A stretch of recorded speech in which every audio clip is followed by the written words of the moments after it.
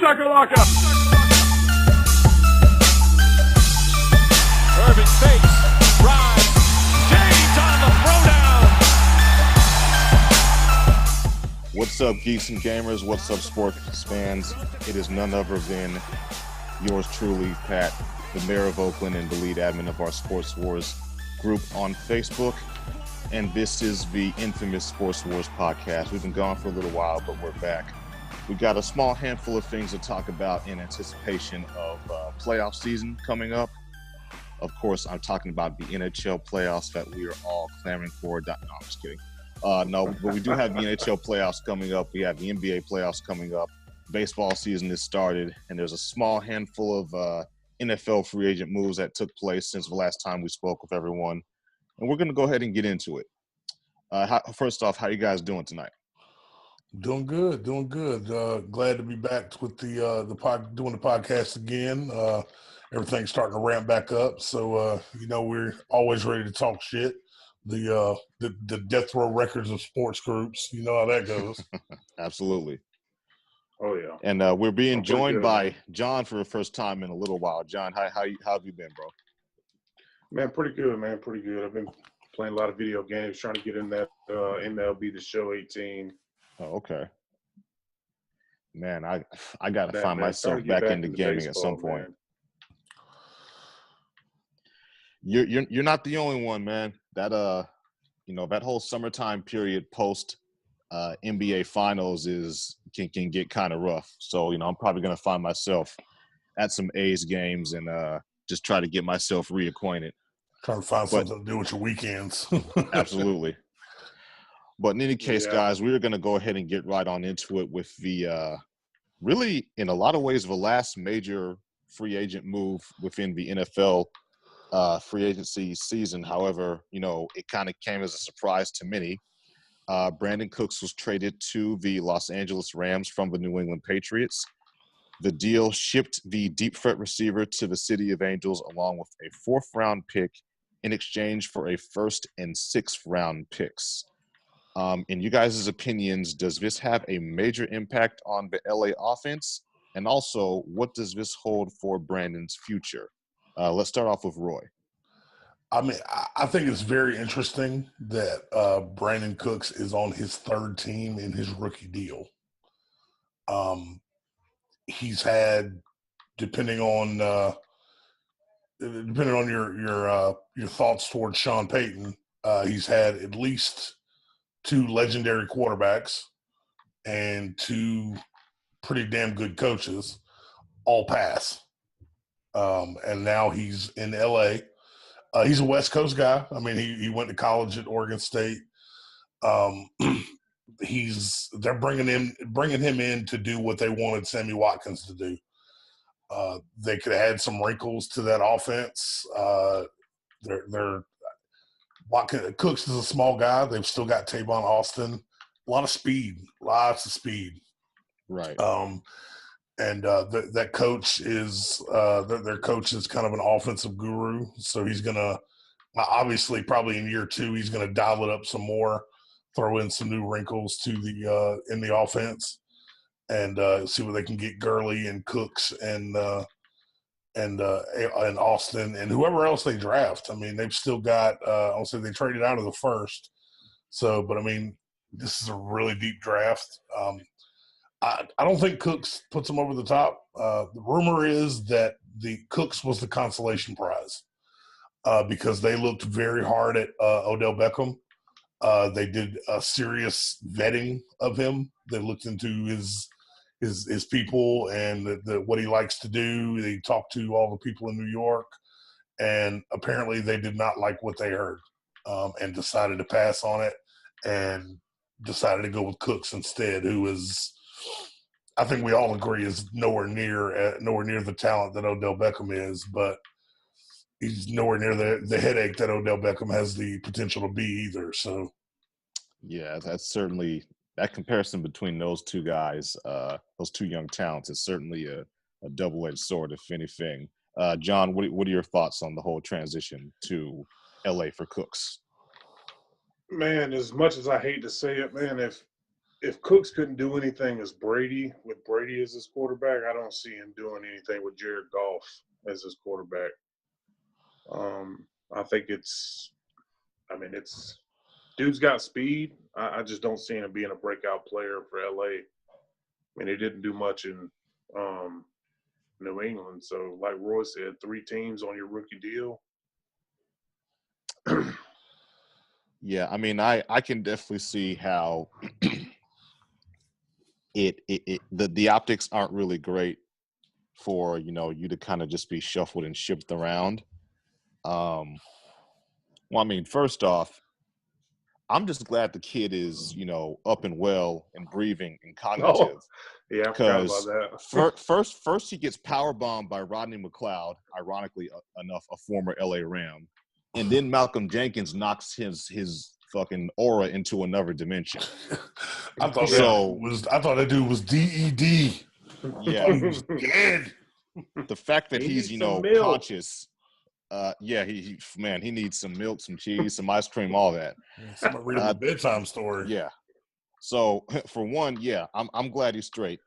Now, as far as his impact on that particular offense, I don't want to denigrate the kid and say that he's a one-trick pony, but as of yet, his game is kind of one-dimensional.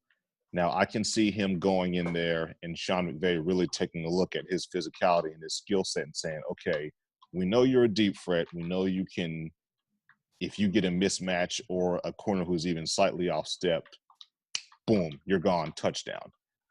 But at 5'10", 190 pounds, he's the prototypical modern-day slot receiver body type. So can we work something in there? I mean, the good thing being is probably the hardest hitting defense in that division is going to be the one he's practicing against. Right. Although it's not looking good if he's going to be facing Earl Thomas twice a year, and that little frame is going to have to worry about taking hits. I still haven't heard about Cam Chancellor if he's coming back yet. That's not a good look for 5'10" to be taking those kind of shots. Right. Cam is used to knocking grown ass man in the dirt, and 5'10", that's going to be kind of tough. And but I mean, I don't. The Rams have something that the Pats didn't. The Pats didn't have a run game like the Rams that they're going to have to respect. Gurley is going to draw up safeties. He's going to draw up linebackers. He's going to allow Cooks to get behind them. Right. Now, as great as that New England offense is, they don't have a Gurley. They don't have a running back that you have to respect. They don't have – Brady isn't going to scramble and make the linebacker suck up to the line. It's not. Brady beats them with those little slot receivers and shit like that. That's why Cooks was effective in New Orleans, because you had to respect enough of the run game where Breeze could get him the ball deep, and he was a deep threat in New Orleans. That's not New England's offense. And I remember when he got traded last year, everybody was so fucking convinced that this was going to be just a great acquisition, and it was a bust. I mean, there's no two ways around it. It was a bust. They managed to be able to turn it into a higher draft pick, but barely a higher draft pick. So I just he has it's there. They could make something of it, but it could then again he could have another year like he had in New England, and it'd be a bust again. Right. Well, in any case, however it turns out, whether he's highly effective or whether he's just a marginal role-playing piece, that LA roster is, in my opinion, heads and shoulders above everybody else in that division. Moving right along to the team that he was traded from, our good old pals up in Boston, the New England Patriots are now in possession of 2 first-round selections. So there's been a lot of chatter and a lot of speculation as to what exactly they're going to do with these 2 first-rounders. Now, they could pull a prototypical Patriots move and, do something real under the radar, maybe try to find a replacement for Nate Soldier. Or, as many are anticipating, they could do something against the grain and try to go after a quarterback. Also, within recent days, the chatter around the relationship between Rob Gronkowski and Bill Belichick has elevated to arguably more tense levels, with this talk of Gronkowski being disillusioned with the fact that Bill Belichick does not approve of him training with Alex Guerrero as opposed to training with the Patriots training staff. What do you guys make of the newest news out of New England? Let's start with John. It's all smoke and mirrors. I don't see them worrying about a quarterback until Tom Brady actually says he's going to retire. You know, you can't believe shit out of New England until it actually happens, because they're so keep shit under wraps. New England is the reason Roy has come up with the whole hashtag wait and see shit. I Because mean, you just can't believe anything that comes out of it. it never fully comes out. It always kind of trickles out. Like the shit being reported, like the tension between Gronk and Belichick about the training staff. Oh, this shit was reported in that ESPN article that people were dumb and bitter to believe. This shit was reported. This is old news. This is what we were waiting to see. This is all the same shit that what was his name, Wickersham or whatever the fuck his name was. Yeah. He reported this months ago, and people called him crazy. Shit on. Yeah, people called him crazy. He said there was tension because of this trainer. There was tension between Brady and Belichick. Well, the last part of the Tom versus Time Facebook movie docudrama bullshit reality show, the last bit of it, they're speaking to Giselle, Tom's wife.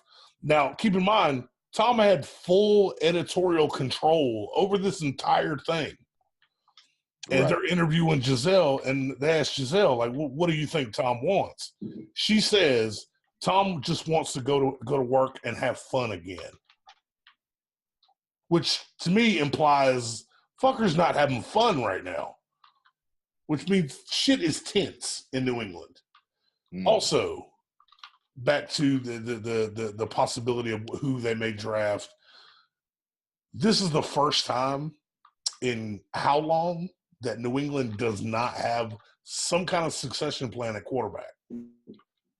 They've been drafting quarterbacks in New England since Tom Brady was like fucking 32. They drafted, they used a second-round pick on Garoppolo. He was the plan. They drafted Ryan Mallett in like the third or fourth round. They drafted Jacoby Brissett. There's always a line of succession. Who's their backup quarterback right now? Is it Brian Hoyer? Is he the Hoyer. future? They're going to use the Rock would have a fucking shit. if everybody, you keep hearing about the people that they're going to try to get Odell Beckham. First off, that goes against every kind of Belichick philosophy ever. Okay. It's a complete misnomer. Belichick ain't putting up with that shit. When he got Randy Moss was probably at 1 foot out of the league because of he just was not having fun in Oakland. Sorry, Pat. Oakland wasn't a good team at the time. He got Randy Moss for a 4th or 5th round pick. Belichick doesn't trade 2 first-rounders for a wide receiver that wants $20 million a year. Well, he's not paying his fucking quarterback $20 million a year. Odell Beckham is not happening.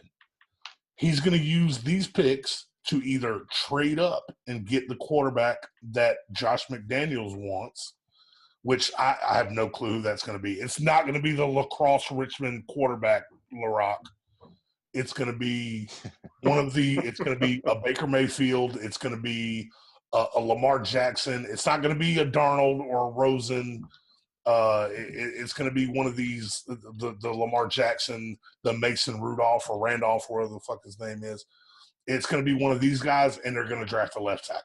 They're trying to they're trying to get that line of succession going again. They lost a left tackle. I don't give a shit what how much they try to downplay. Oh, Nate Solder wasn't even a Pro Bowler. He was your best offensive lineman, and now Tom Brady's blind side is uncovered. He's a 40-year-old quarterback, and you don't have a backup plan. So they're not. They're going to draft a tackle. They're going to draft a quarterback somehow. But, I mean, I think it's, shout out to our leader and our CEO. For the Jeremys of the world, I think those types of pieces of news and whatnot from ESPN, they're easy to dismiss because it's coming from a source that they, for their own valid reasons, already don't like. But at the crux of all this stuff is reality. Your starting quarterback at the time of the season is going to be 41 years old, and to your point, Roy, your blind side, arguably the most important position on the O-line, is filled by question mark. Is it going to be some nebulous draft kid and some kid from college? And we all know at this point, despite the fact that he takes really great care of his body, this guy is not Russell Wilson. There's He's not no mobile. amount of avocado smoothies that's going to keep Terrell Suggs off your ass. Yeah, okay? It's not going to happen. So it's, to your point, unless Josh McDaniels, who we all know is the fucking successor at this point, unless he goose and does some stupid shit to piss off Robert Kraft, unless there's some quarterback from Middle Tennessee State JV program at midnight in the snow that we just don't know about that he's fucking in love with, I don't really see them doing anything that would be just shocking. Yeah, that's as far as the stuff with Gronkowski, I mean, the whole Alex Guerrero, Bill Belichick of 40 versus TB12 method cult shit, I don't make too much out of it, but when I'm hearing about the Houston Texans and the Seattle Seahawks and the Saints and the 49ers legitimately having offers prepped, like, hey, we'd like to get that tight end from you, that makes me go, Yeah, I mean, I don't, even if it is Gronk, I don't see anybody trading a first-round pick. Especially if it's like San Francisco, they're not trading a top number 9 pick for that. But I mean, New England stockpiling picks. Like if they were able to get a first-round pick off of a Seattle or New Orleans, that would be. I mean, 3 picks in the 20s would be very, very interesting, and they could very well use 2 of those to get into. I mean, who would be a willing trade partner with the Patriots that's in the top 5? I mean, you've got Cleveland twice. You got the Giants at 2. You have the Jets at 3. But keep in mind, the Giants are rumored to be moving that. They're shopping that pick to the Bills. So if they make that trade, you have 2 division rivals in the top 5, the Cleveland Browns and the Denver Broncos at 5. Now, depending on how sold the Broncos are about Case Keenum, the rumor was they weren't going quarterback anyway. So right. So the Broncos seem to be the only team. I mean, Cleveland could possibly make a trade with them, but I don't see Cleveland wanting to trade back down that far. No, I doubt that. I think, to their credit, I think they are looking to make some aggressive moves, but I don't think it would be quite in that direction. I think there are other more pressing needs than, somewhat unreliable physically tight end for them to go out and get. But, OTAs are going to be starting pretty soon. It could just be all hearsay because, to LaRock's point, there's a pretty good chance that Gronkowski will show up to OTAs and training camp and mini camp and all that good stuff, not say a word to the media, and, whatever drama is going on is just hashed out behind the scenes. But in any case, outside of free agency moves and OTAs. There's really not a whole lot going on in NFL aside from the draft coming up. It is the off season. The NBA, however, is a whole different story because we are right up on the crux of the playoffs, fellas. I honestly can't believe we're about to be in the middle of April. I feel like New Year's Eve was like 2 weeks ago. Yeah, it's hard to believe we're almost a quarter.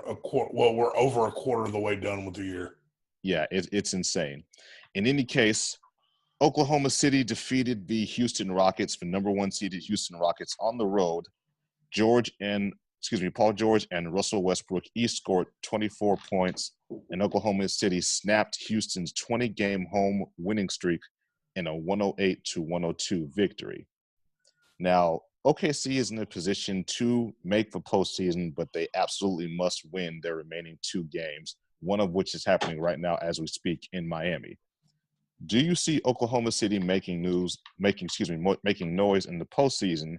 And what do you make of Paul George's future and how the media is really starting to get on his case about what he is or isn't going to do? Let's go ahead and start off with John. Roy brought it up at lunchtime at work today that if OKC can meet Golden State in the first round without Curry, Golden State could be in trouble. And I mean, I'm pulling for OKC. Obviously, Golden State's the only legitimate team that I think can beat LeBron and the Cavs if they make it to the finals. Okay. I mean, I don't disagree. I think with OKC, there's been times this season where you're just like, oh man, this team looks great, and then there's other times where you're like, I mean, they brought it up on the ride home listening to sports radio. This could be the most talented team to miss the playoffs ever. I mean, they could realistically miss the playoffs. And you're talking about a team with, I mean, isn't this 3 former all NBA first team guys? I mean, they're pretty stacked between, of course, the reigning MVP, an all-star in George, a Hall of Famer in Carmelo Anthony, a pretty talented big. Like they got pieces. Like, no one can say they don't. I really want to like Russell Westbrook. I really do. I want to like him. I know he is super talented and super athletic, but he makes me very nervous. The way he plays the game, it's like, Pat, I mean, me and you were close to the same age, man. We grew up watching the methodical, I mean, even not even going to our childhood, going to like the Pistons, the Chauncey Billups Pistons. Right. The point guard is in control. He is the quarterback of that offense. He is the quarterback of the defense. He is everything. He is all eyes everywhere. Russell Westbrook is out of control 80 to 90% of the time. And because he's so focused on getting fucking rebounds.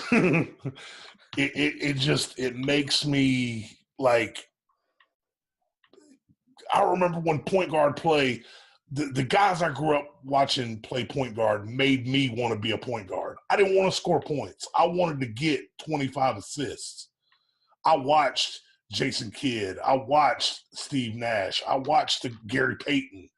Gary Payton's one of my favorite players of all time. Shout out to Gary Payton from he's an Oakland boy too. Oh, yeah. Tim Hardaway. These were my guys. I loved watching them play. And guys don't play point guard like that anymore. Who's left that plays point guard like that? Chris Paul? I mean, when you talk about, and see, this takes us into the whole James Harden for MVP discussion. I think anybody, regardless of whether they personally feel it should be him, no one in their right mind is going to deny that he's going to win it. Mm-hmm. But I think there's this dichotomy between the voters who are going to give him credit for being able to work well with a Chris Paul, who's probably the best pure point guard in the league at this point. Shit, And he may be those the who are only going to pure point guard left in the yeah, league. and those who are going to take credit away from like, oh well, you're playing with Chris Paul, so pretty much any scheme that D'Antoni draws up, he can run it. So I mean, and it's Russell Westbrook is. I want to like him. I know it's going to drive Caleb crazy. Shout out to Caleb, but I cannot get behind Westbrook. Like I watched too many games of his. Like I was shouting at my TV the other day, watching an Oklahoma City game, shouting at my TV. Russell Westbrook goes up the court, shoots the ball, 18 seconds on the shot clock.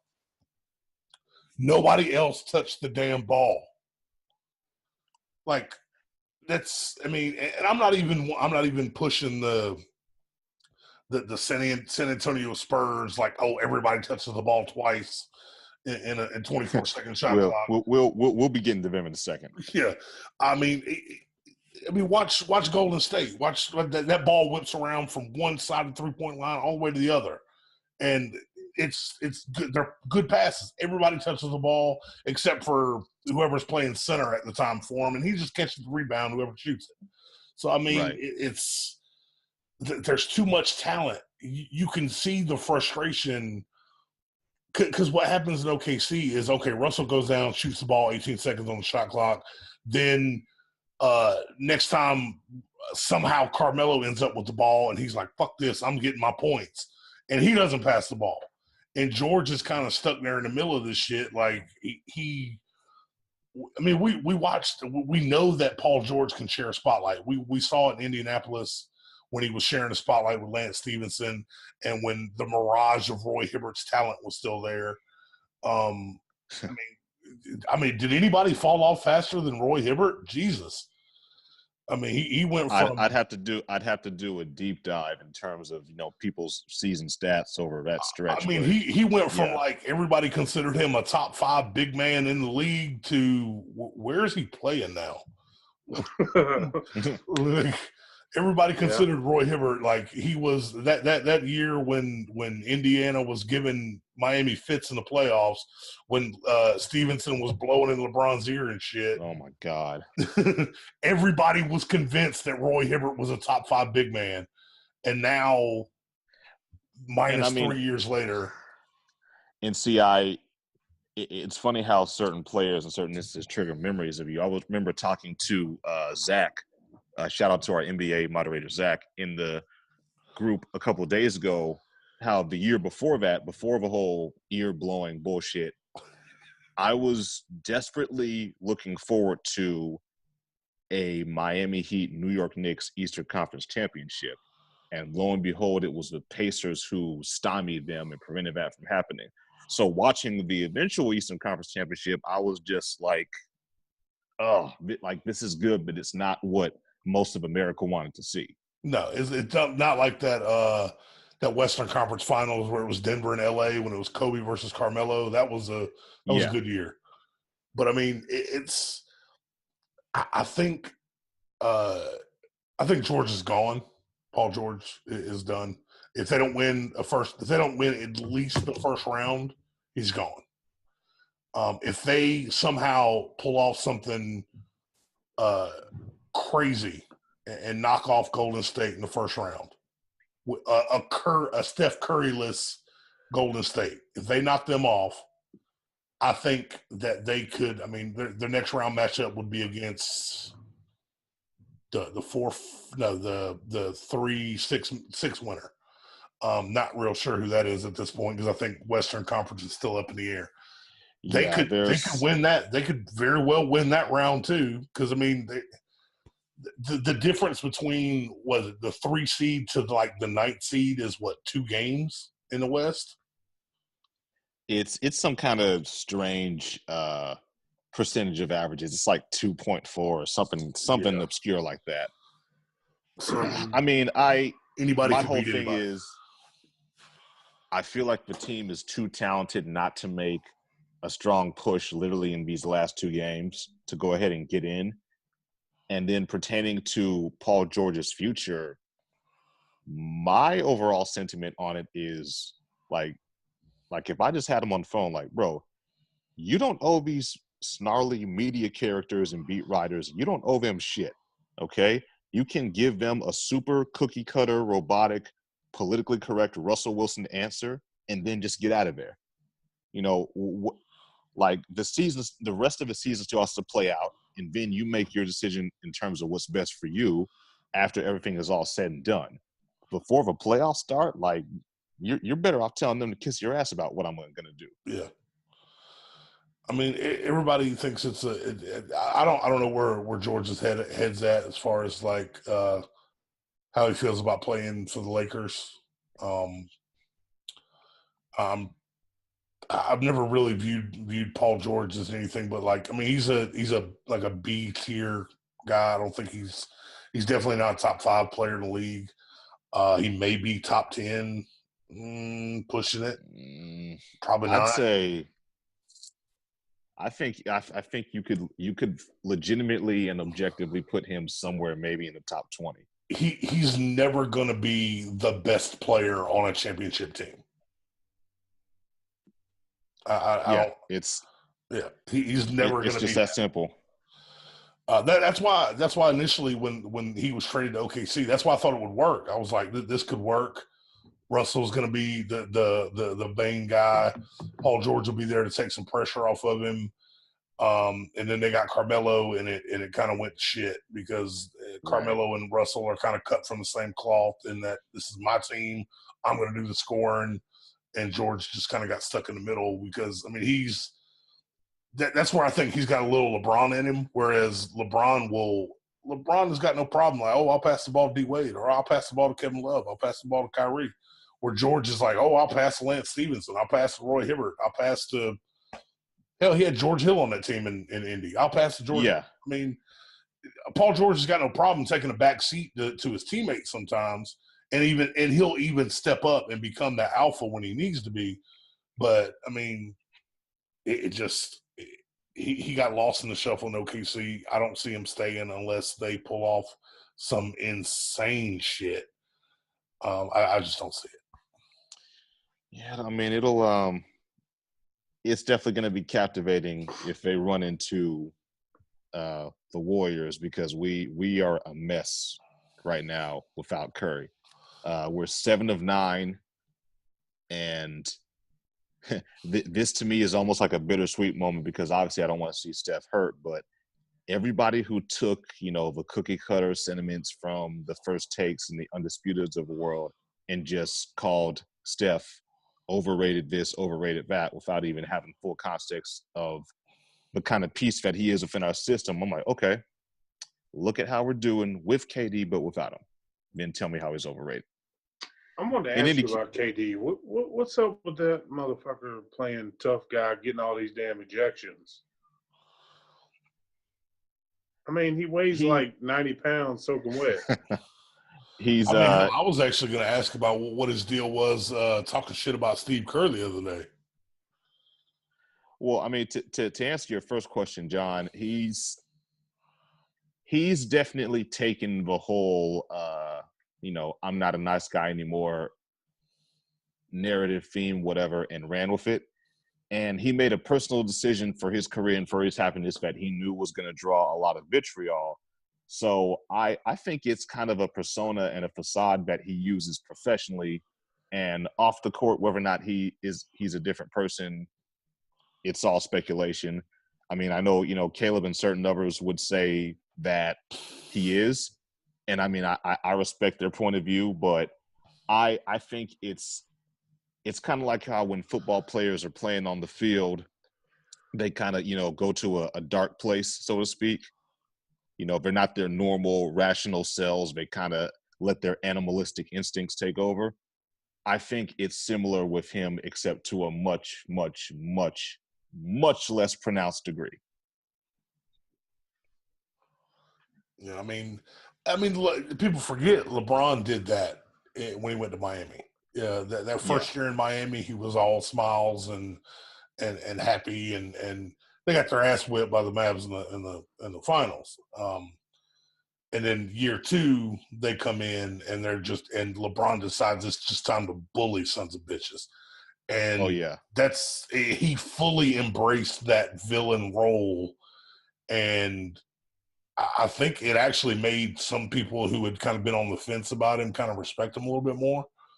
And I mean, he did the exact same thing. I mean, not to the point of getting like ejected from games, but I think Yeah. he saw, like, I think that was like the kind of the apex of the what do they call it, the flop, when he was flopping and shit all over the place.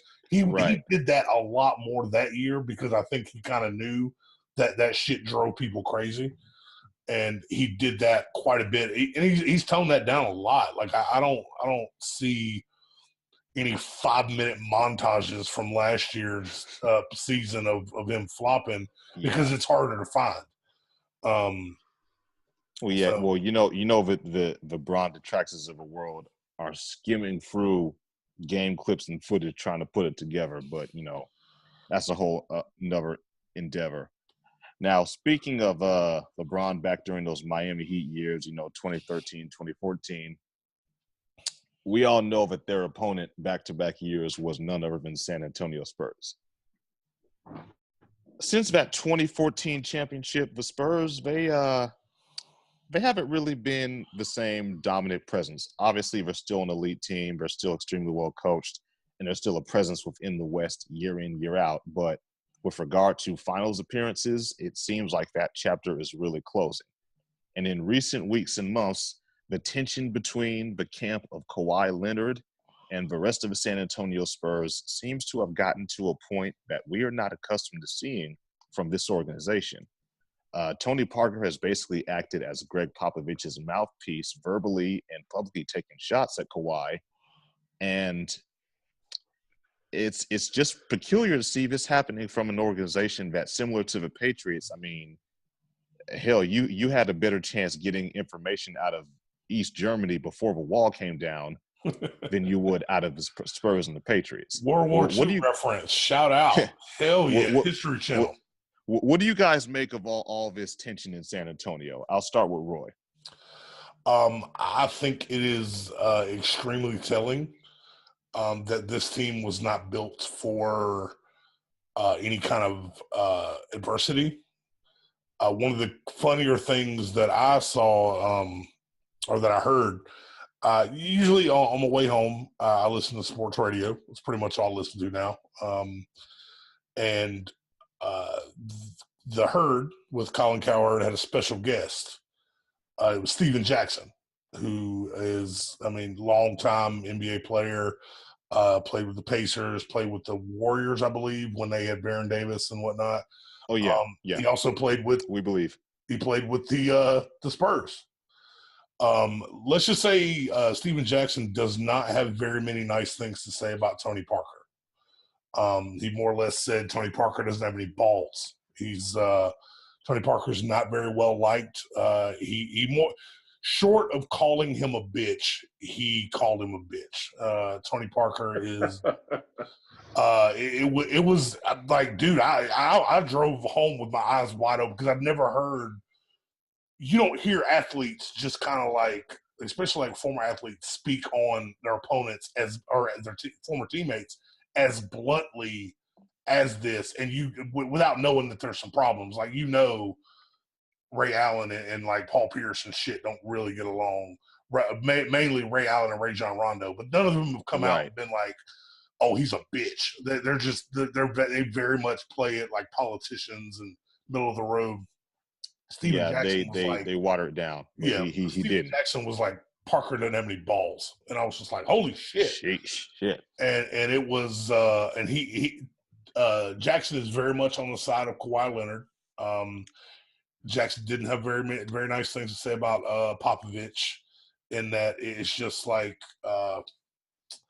Kawhi is a very private, quiet guy, and this shit has gone extremely public, and it's kind of soured his view on the team. I believe he's got 1 year left after this. If they don't trade him this offseason, he is gone, and they will not get a thing for him. I don't think it's any question. The Popovich magic, which let's just call it what it is. It was Duncan magic. it was Tim Duncan. Yes, Popovich has had a very good track record of. I mean, it's when the comparison to Belichick is very good in that they usually can find kind of those diamonds in the rough. They get guys like Thiago Splitter and Boris Diaw and guys who aren't going to do shit on any other team. But when you bring them there, they don't argue. They play within a system. Just shit's falling apart. It's not gonna. Popovich is gonna retire in probably a year or two. Duncan was the one that was kind of holding all that together. I'm surprised no one has stuck a mic in Duncan's face. But then again, where is Duncan? Like we don't. Yeah, he absolutely embraced the transition into, well, at least for the time being, the transition into a private life. I mean, he's John, from, what do you? Yeah, John, what do you make of everything that's been going on in Texas? I mean, Roy hit it pretty much on the head, man. Kawhi, if they don't trade for him, I mean, if they don't use him for trade, they're not going to get anything for him. I don't see him coming back. And my iPad is dead, man. I was trying to see how long exactly has Popovich been with San Antonio? Was it the entire career of Duncan? He is easily the most tenured head coach in the NBA. Like, it's not even close. He has. Well, that first championship was in '99. And with David Robinson, and I know he was there then. So he has been coaching the San Antonio Spurs since 1996. Wow. 22 years. It's a special little fun fact for you, Pat. He was actually a Golden State Warriors assistant coach from 92 to 94. Oh, yeah. So, I mean, we were a stepping stone for him. I mean, amongst other things. I mean, he's getting like I don't know what to say about Popovich. He's going to be 70 years old by mid-season next year. I just don't see how much longer he's going to carry it out. It's likely that the Spurs will probably hire somebody on that staff. They're not somebody that's going to make a big splash. And then once Pop is done, that's it. The Spurs will become the Dallas Mavericks. Nobody's going to sign there. No one's going to, which I still don't understand. But nobody's going to sign there. Nobody's going to want to play there. LaMarcus Aldridge signed there because he went to college there. That's it. Yeah. I mean, the easy thing for me as a lifelong Golden State fan, the low hanging fruit would be to come in and just completely blow this whole situation. Fuck that. Don't take the high road. Although I will say this. Tony Parker has been, kind of a shady behind the scenes motherfucker to me for quite a while. This is a dude who cheated on his lady, who at the time was Eva Longoria. I think we all know how ridiculous she was. Put up a picture back during her prime. Yeah.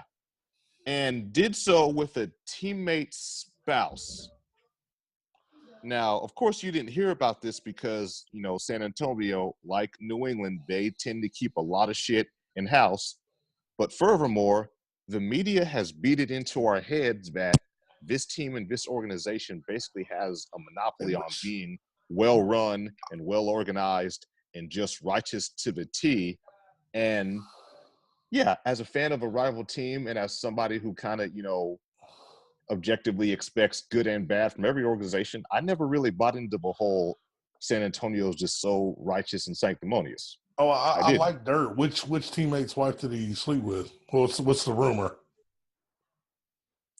I can't quite recall it off the top of my head, but this thing was like a fart in the wind in terms of the media reaction to it. Oh, no. They swept it under the rug almost as soon as it happened. My favorite story about like the behind the scenes NBA shit, the Notorious B.I.G. song, I Got a Story to Tell. Right. tells the story of him sleeping with an NBA player's wife or girlfriend, but he never names the NBA player. And the rumor was there's a handful of guys for the New York, because he played for the Knicks. There's a handful of guys on the Knicks who knew exactly what it was, but they weren't spilling the beans. Well, it came out like last year or the year before, like somebody was being interviewed on the Levitard show, and Dan Levitard just asked him, "Look, man, who the fuck was that song about?" And they name dropped him because he had recently passed away. It was Anthony Mason. The Biggie was cheating on Biggie. Anthony Mason's wife was cheating on Anthony Mason with Biggie, and like the dude came home and like just listen to the song, and it's funny as shit. Like they pretended to rob him or some shit or some crazy shit like that. Right. But yeah, listen to I Got a Story to Tell, Notorious B.I.G. It's on Life After Death CD. It's crazy as shit. It's funny. It's Biggie at his best. But yeah, I mean that one's up there with really it's a tired ass meme now of Delonte West sleeping with LeBron's mom. Yeah. That one's kind of tired. So I mean, Yeah, I where's the loyalty, bro? Like, why these motherfuckers sleeping with each other's moms and wives and shit? I mean, yeah, it's real crooked, man. I don't want to go off on too much of a tangent, but it's the deterioration of camaraderie. Where's the and whatnot? trust? Yeah, like don't get me wrong. I'm not going to sit here and cape for the Warriors as if they're some kind of perfect bunch of angels. They're not. Okay, Draymond is who he is. KD is who he is. Steph isn't even the perfect avatar of just wholesomeness all the damn time. These people are human, but you kind of got to draw the line somewhere, man. Like there's a bro code out there. You don't. There's certain shit you don't do. Sleeping with a teammate's wife is pretty high up there. Yeah, Sleeping with his mom is probably even higher. It's pretty scandalous.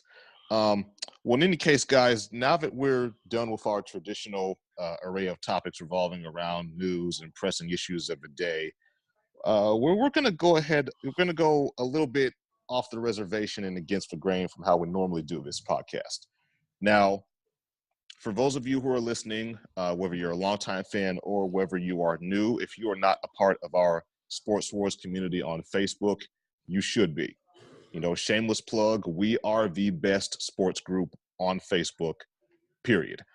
All the bullshit that you're used to from other sports groups, politics and porn links and spam and shit asking you if you want,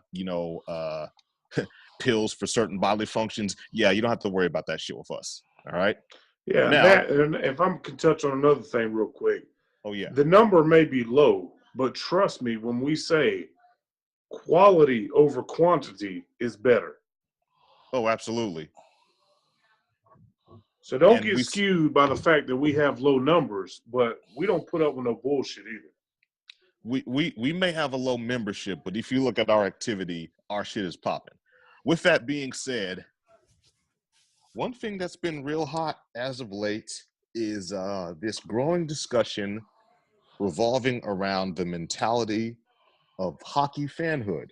Oh, my God. Of course, we're talking about the NHL. The NHL playoffs are about to start. And, for all intents and purposes, hockey is a perfectly legitimate sport. It's one of the 4 major leagues. It has a following. It has a fandom. There's top to bottom. There's nothing wrong with hockey. However, the behavior and the mentality of hockey fans, in my estimation, at least in the estimation of many, it's as if you guys have this huge chip on your shoulder about your league being the 4th most popular league of the 4 major leagues. At what point did it become a race? Why do you have to seek validation from anyone else? And I say that because it seems that way when every time you look up, there's a new meme and a new post and a new picture denigrating one of the other sports, shitting on basketball, shitting on football, which is insane, shitting on baseball. What's the deal with these cats, y'all? What are y'all thoughts? I don't know, and it's like it's not all hockey fans are this way. Some of them, are cool, but it's usually only hockey that shits on these other sports. I've never seen basketball. Well, I'm not gonna say I never. It very rarely. If I've seen it, it's only been here and there. Right. Basketball people shitting on the NFL shitting on basketball. If anybody shits on anybody, it's shitting on baseball and how fucking shitty baseball has got. But that's far seldom that we see that as well. Right. I mean, I've got to agree as well. It's you don't you don't see like basketball fans. Want to watch a game where nobody's gonna end up with a fucking sliced throat or broken or missing teeth. Well, I guess you can't really say that for basketball much anymore. I've seen a lot of guys missing teeth. You want to watch a game where a guy's not going to get his throat cut on the ice. Like I saw that picture the other day somebody posted, and it was like, dude, I don't want to see that shit. Like, yeah, I actually had to delete that. That was a bit much. Man, that's not something like, hey, somebody almost bled out and died. Like, dude, that's not that's not a selling point for a sport for me. Like, yeah, no. And then what somebody posted earlier in the group. Oh, this. Now, I do want to touch on the tragedy of that junior hockey team. They lost. Like that was unfortunate. Tragic, man. Absolutely tragic. Well, then somebody tries to take that and turn it into a pro hockey fuck everybody else thing, and it's like, oh, he decided he's going to play sled hockey now. Like the fucking like wheelchair basketball isn't a thing. Like, dude, he's passionate about a sport. He wants to continue playing it. Shit happens with basketball too. They have wheelchair basketball. Sit the fuck down. Hockey is. I'm sure people that grew up watching hockey feel as strongly and as passionately about hockey that I do about football or basketball, which is awesome. I'm glad you found something that you like and you love and you want to watch it all the time. But you shouldn't feel the need to validate your love of that sport by shitting on something else. I mean, NASCAR fans for a while, when NASCAR was kind of creeping its way up, NASCAR fans for a while felt like they wanted to challenge, manly man, like that's more of a sport than dudes chasing a ball. Like, dude, you're driving around a fucking circle for 4 hours. Like, that's like traffic is a sport. Like, what the fuck is that? So, I mean, not NASCAR fans kind of started going that route when NASCAR was making its push a few years ago, and then for whatever reason, it just kind of the stars kind of started leaving. Jeff Gordon, Dale Earnhardt Jr., they all started leaving the sport. So the popularity started falling off. They tried their best to make it like an international sport where they were getting IndyCar drivers to come in and shit, but nobody watched it then, and it just kind of fell off. Well, to kind of jump in there, that they are making a bunch of rule changes that the diehard traditional NASCAR fans fucking hate. Oh, so that's probably had something to do with it as well. So now you don't have the diehard fans pushing that shit. Yeah, really? the thing is they're breaking the races up into segments now, and you can win each segment. Well, the reasoning behind that was, from what I worked with a guy that's a diehard NASCAR fan, and he said the reason behind that was it was hard to get the younger people to stay tuned and watching a race that continues and doesn't break up. And you get these cars separated so far away from each other that the reason for the segments was basically to make them come back together again and to make them race each other. That makes sense, dude. I mean, don't get me wrong. I watched the old school NASCAR, and 4.5 hours of one race. If a dude wrecks on the first lap, if your favorite driver wrecks on the first lap, what the fuck is the point of keeping watching? Like, if LeBron James twisted his ankle in the first quarter, or we'll take it Boston Celtics fan, you're a Gordon Hayward fan, first game of the season, breaks his fucking leg. If that game kept going for 6 hours, you gonna continue watching that shit? I mean, hell no. I mean, and I get that. That actually sounds like a dope ass rule change. I may check that out and check it out now and see what they're doing with that. Yeah. But NASCAR fans got a little cocky, and were like, "Oh, our nobody's chasing around a ball or a puck," and then they kind of got their asses shown to them when they realized that now Major League Soccer has passed them. Shit. And Yeah. if hockey fans don't kind of curb the arrogance a little bit, soccer's going to pass them too. I mean, there's more cities getting soccer. Yeah.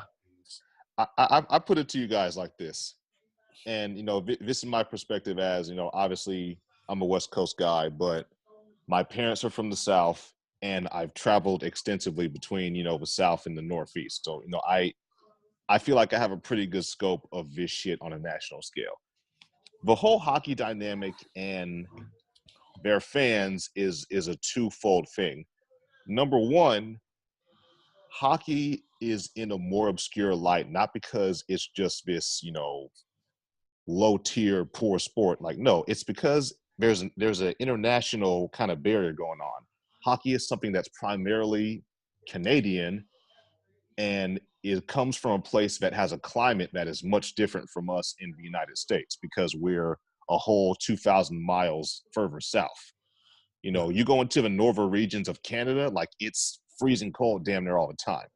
So that's number all they one. can fucking do up there. Yeah. And number two, I think we do a pretty good job here of trying not to generalize, but in many cases, I feel like this stuff with hockey fans, it doesn't have much to do with hockey. It has more to do with them as individuals. Because you like this obscure thing that isn't widely accepted. So, okay, instead of it just being, chill, you got to take it and just make it into this thing and create this whole like persecution complex as if everybody's coming to hockey's neck. To be honest, I don't think a whole lot of people are checking to diss hockey. It's just not a part of their natural sports lexicon. It's not part of their routine. I've got absolutely no problem with hockey. I've never badmouthed hockey.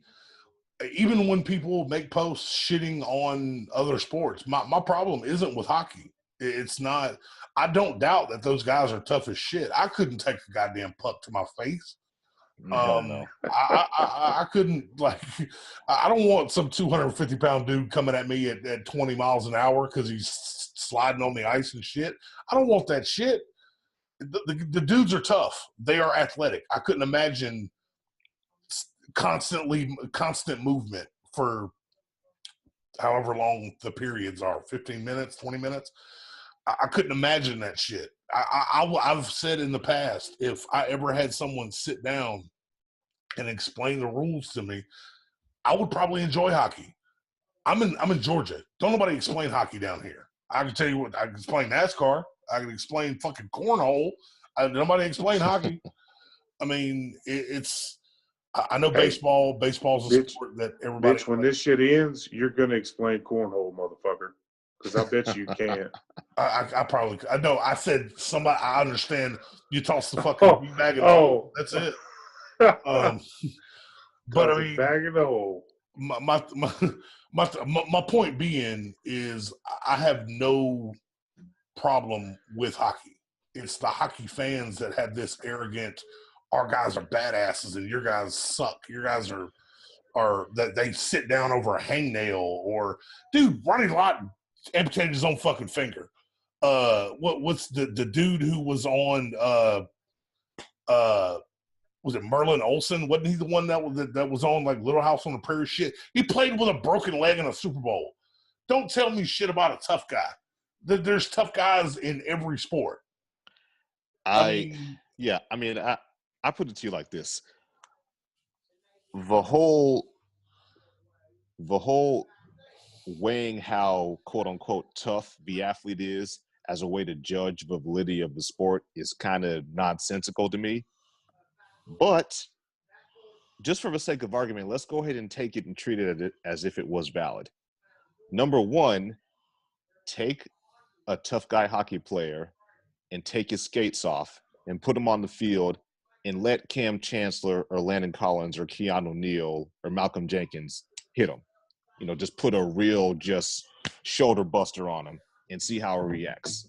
I mean, Number two, if we're gonna take this whole, how tough is the sport mantra as if that's the only thing that matters and not skill or technique or endurance, fucking MMA destroys everything because you literally have two big, muscular, shirtless dudes beating the shit out of each other with no pads or gloves or any of that.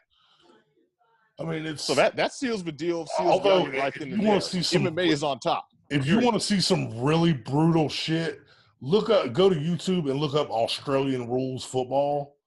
That shit is like, man, that shit will water your eyes watching. Like it is some brutal shit.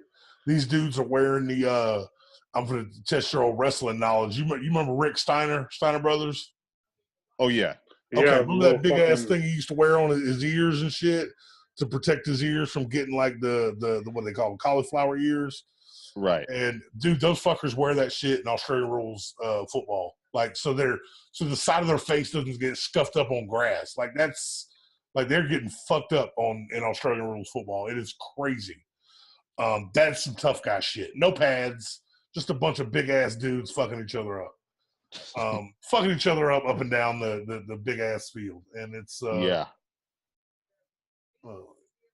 Well, I suppose the debate will rage on. And, again, by all means, folks, don't misinterpret and be under the impression that, we do not welcome hockey, because we do. We have hockey threads, posts. We have a lot of fans in the group. But, it was just something we wanted to touch on. Yeah, However, made a that post does – earlier encouraging them to make the post, considering all the hockey reps we had in the group.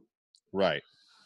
Now, that does bring us into an interesting segue with regard to, very physical things, combat sports. There's a lot of chatter that this whole narrative and theme of Floyd Mayweather stepping into the octagon and fighting in the UFC is slowly coming to fruition. He's been in contact with Dana White, and Dana White more or less, very unofficially announced that, yes, Floyd is going to fight in the octagon.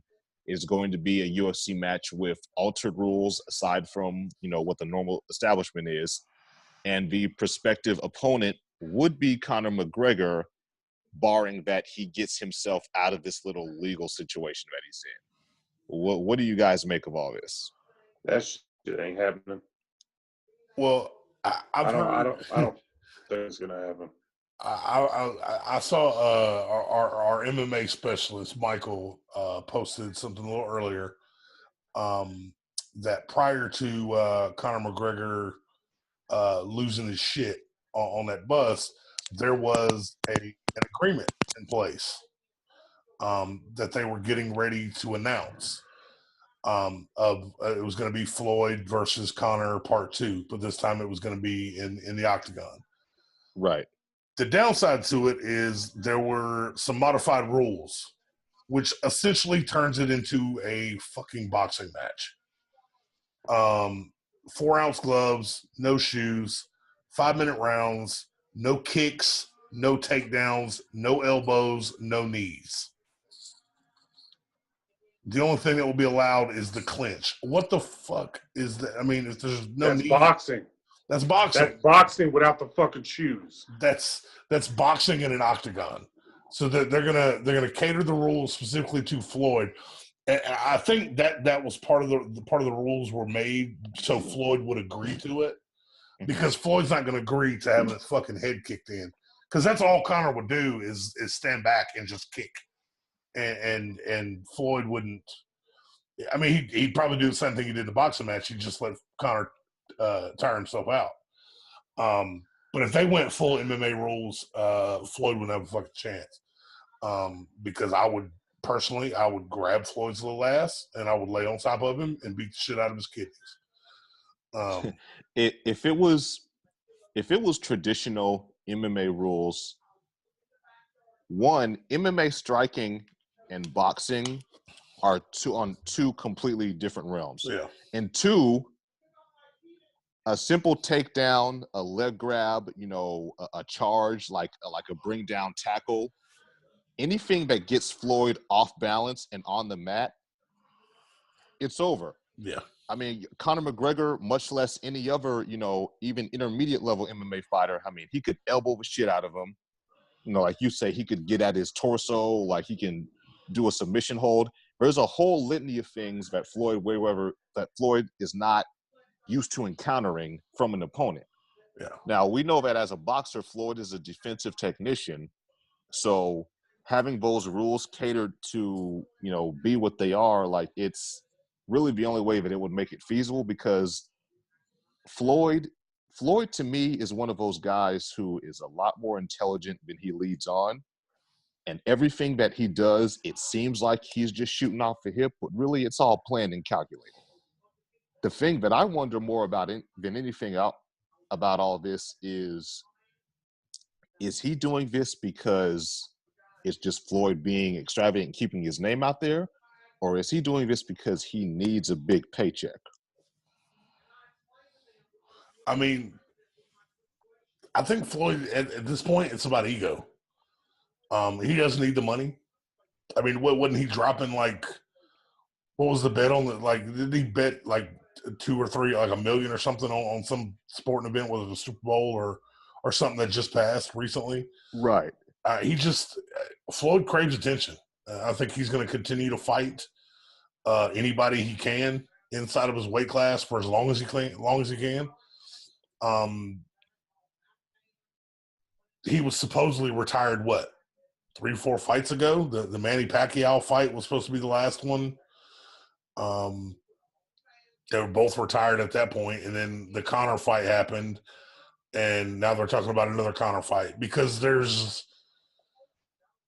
boxing isn't the draw that it once was. I used to be able to name the world heavyweight title, the heavyweight champ. I don't know who that is now. UFC is losing its stars too. Brock is a part-timer. Brock Lesnar's a part-timer.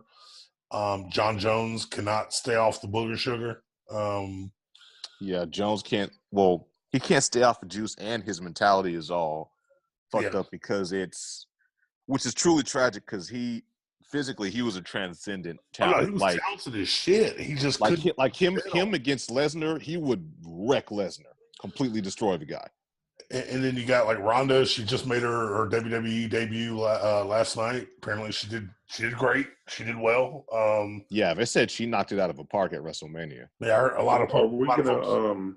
Are we gonna just keep moving past the fact that this motherfucker just said booger sugar?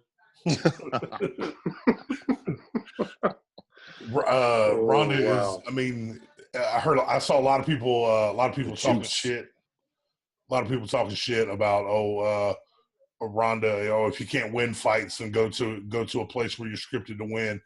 The thing I find funny about that is the main people saying that shit couldn't take a punch from Ronda anyway, so that they would probably be folded up. I just want anytime that some fake ass internet tough guy talks shit about Ronda Rousey, Ronda should be allowed to knock on their door and just give them a straight right to the chest. Yeah, and see if they're really about that action. Because I guarantee, dude, like that, the whole, first off, there's a lot of bullshit stigmas around women's combat sports. No, because they're women doesn't mean that they don't know how to fight and that they won't mess you up. Yeah. 2, Ronda would wreck a lot of this whole demographic, this whole population of males who just talk that kind of shit. Like you're describing, Roy. To me, it's the same as, the kind of guy who will go on to an online forum of some sort, whether it's Facebook, Twitter, Instagram, whatever the case may be, and talk about how, oh man, she can't take a hit, she can't do this, she can't do that. Those are the same bastards who will go under an attractive woman's picture and talk about how they'll tear that ass up when good and hell well they're probably still a virgin. It's the same shit. It's the same exact shit. I'm gonna be telling. I wouldn't let that motherfucker hit me. Hell no. No, I ain't letting Ronda take. I'd be like, go ahead, champ. Do your thing. Yeah.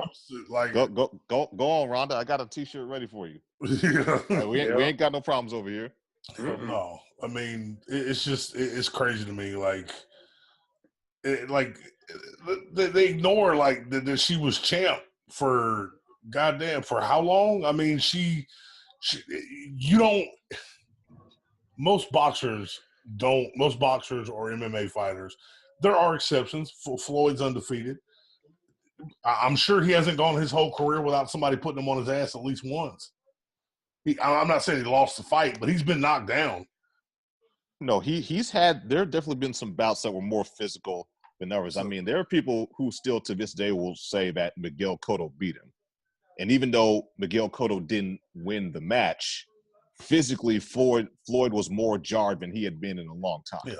So I mean, to all the people that talk shit about like Ronda losing the last couple fights she was in, and then her kind of taking some time off to kind of lick her wounds after. I mean, you don't. Hey, Holly Holmes beat the shit out of her. But I mean, you can't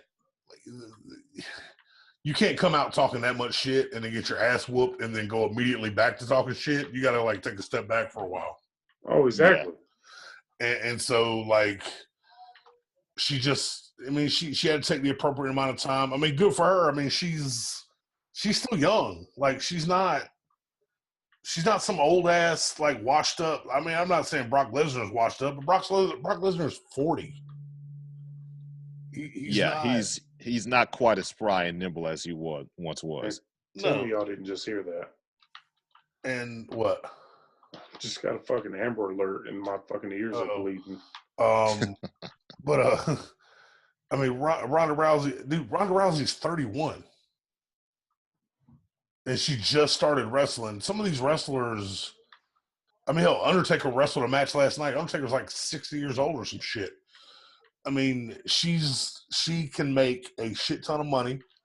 She has already got a pedigree as a championship mixed martial artist. I mean, why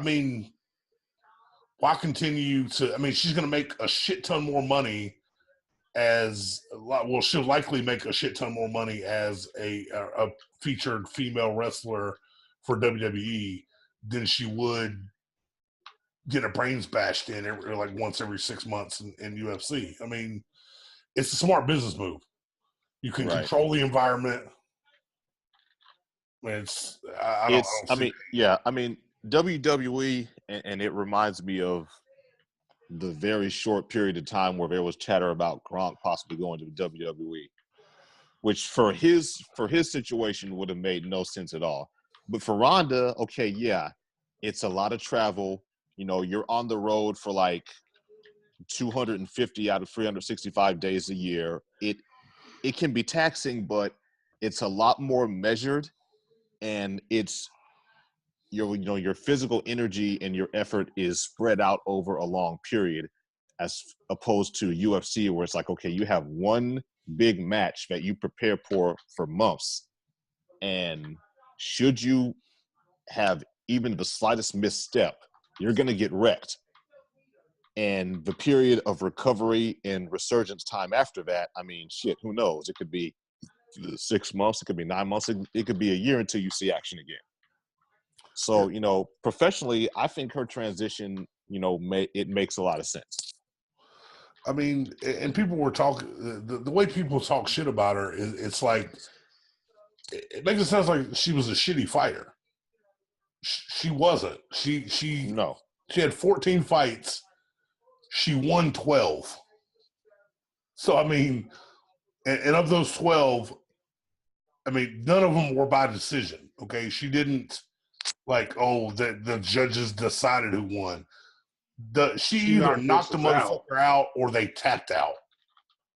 And, I mean, and her 2 losses were by knockout. She got the shit knocked out of her. I mean, how many knockouts does Mike Tyson have? Mike Tyson is widely considered one of the greatest boxers of all time, if not one of the greatest fighters.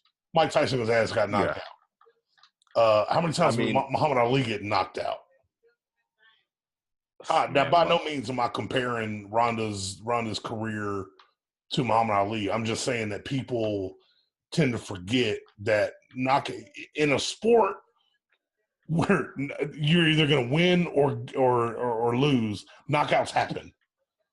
I mean, Yeah, that's the it's fact that one fucking well-placed punch can decide a fucking fight too. I mean, it's the same thing when people start clowning somebody for getting their shot blocked. Dude, if you've never had a shot blocked, you've never played basketball. Yeah, it's inevitability. The best quarterbacks are eventually going to throw a pick. The hardest hitting safeties sometimes are just going to miss. The best DNs are going to the best DNs are going to have a slow get off in the fourth quarter. Like, shit happens.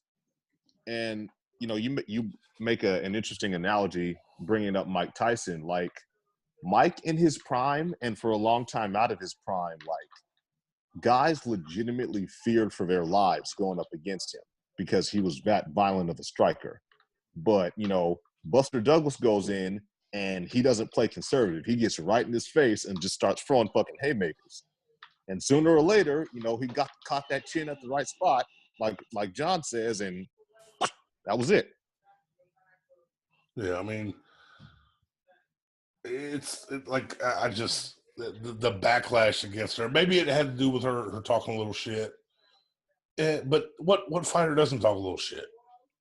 What talented athlete at this point isn't saying something? I mean, I know Andrew Luck has a whole good hit, man. Do you want to come over to my house for some chocolate chip cookies? That's not every talented athlete. Man. No, he's an outlier. Him and Russell Wilson out there singing hymns and whatnot. Everybody else is just a shit talking asshole. Sorry. Yeah, hell yeah. But well, that is gonna go ahead and, for the most part, be the end all be all for us on this edition, everyone. Now, like I mentioned before, if you're not a part of our Sports Wars group, you should definitely join.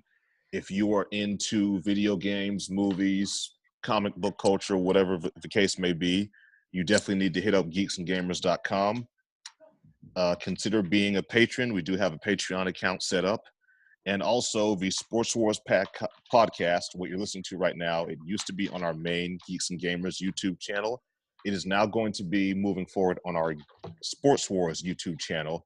If you have not subscribed there, please do so.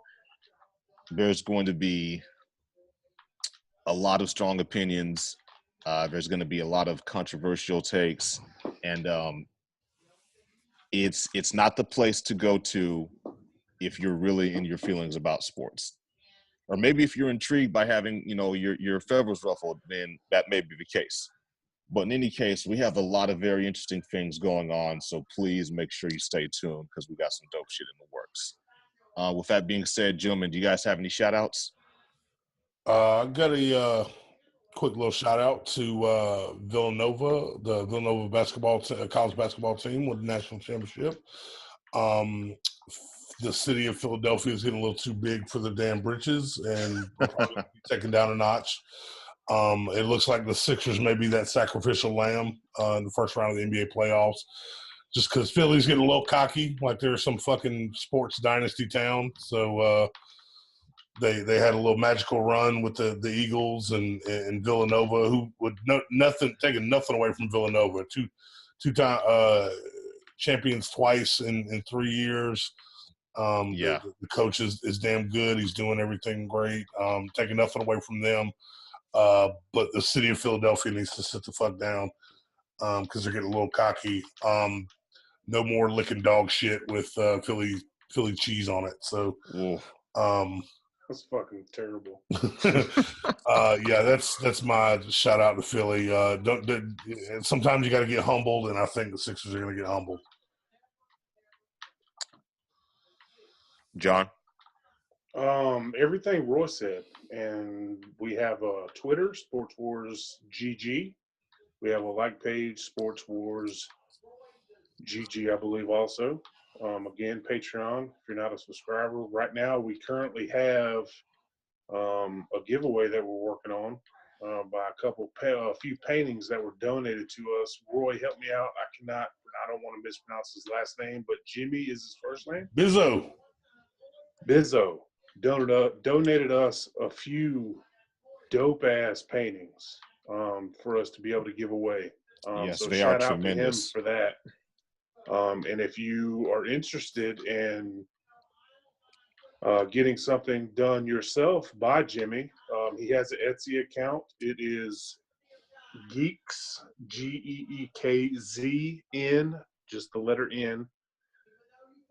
Oh, crap. I can't think of the last part.